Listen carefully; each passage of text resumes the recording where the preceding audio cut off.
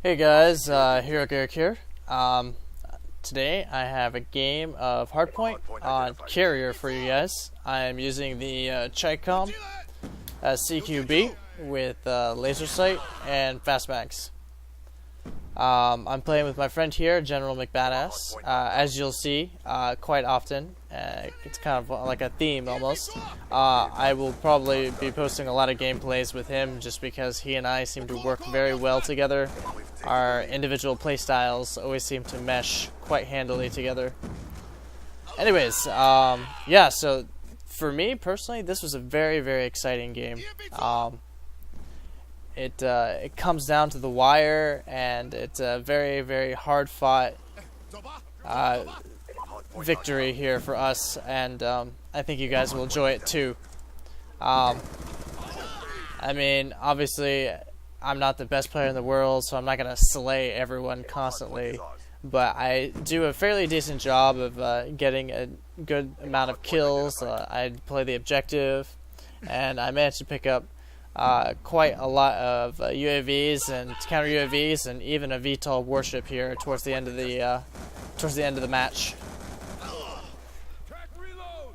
Anyway, so hopefully you can sit back and enjoy the gameplay here. Hardpoint here on Carrier, I would think, is actually pretty balanced for the most part. The map is fun to play on, and I can't think of any specific spot where it's like virtually impossible to get into and one team kind of has, you know, an iron grip on a particular hardpoint spot. The only thing that would come to mind that would be somewhat like that is the hardpoint location that is where my team spawned here at the beginning of the match. There's like a little command center capsule inner area there that is directly diagonal to where I am standing as of the second in the video. The hardpoint in there can be tough to crack since there's only two entrances to it. So that's probably one of the hard points that's really hard to get into and is very influential and can determine who wins a match or not. But despite it only having two entrances, I still believe that it's not totally impenetrable, and I've been able to breach it many times, just as much as I've been able to defend it many times. So I feel like overall Carrier is still a pretty, for the most part, like 95% good for being nice and balanced for hardpoint.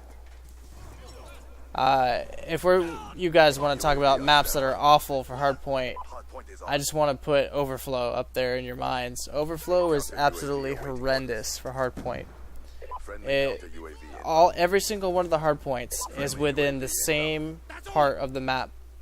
If you spawn where the A flag is in domination on that map, that's just awful for you. I feel really bad for you because all of the hardpoints are towards the C side of the map.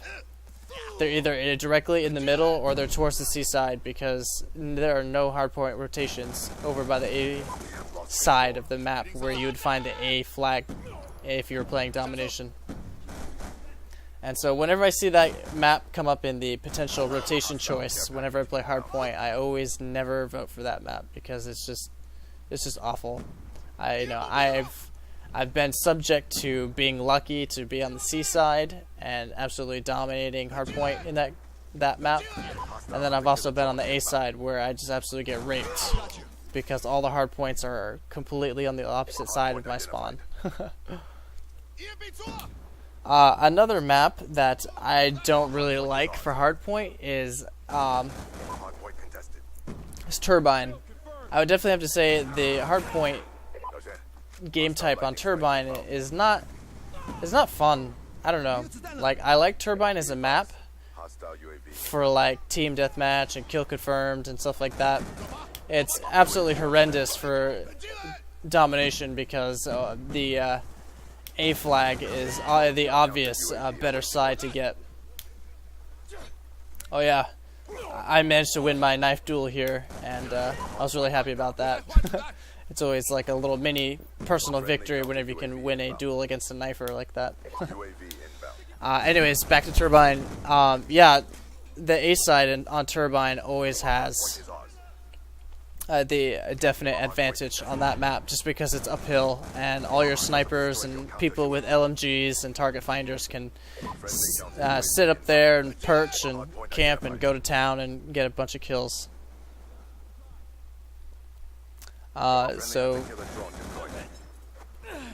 Personally, I don't think that Turbine is a very good map for objective play.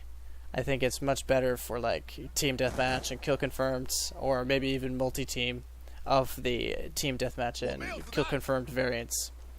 There are many hardpoints on that map that are very tough to crack and are very far away, and if you get the bad spawn, then you might as well just kiss the game goodbye, because by the time you get there, half of the amount of time that is available on the hardpoint will be gone by the time you even get there.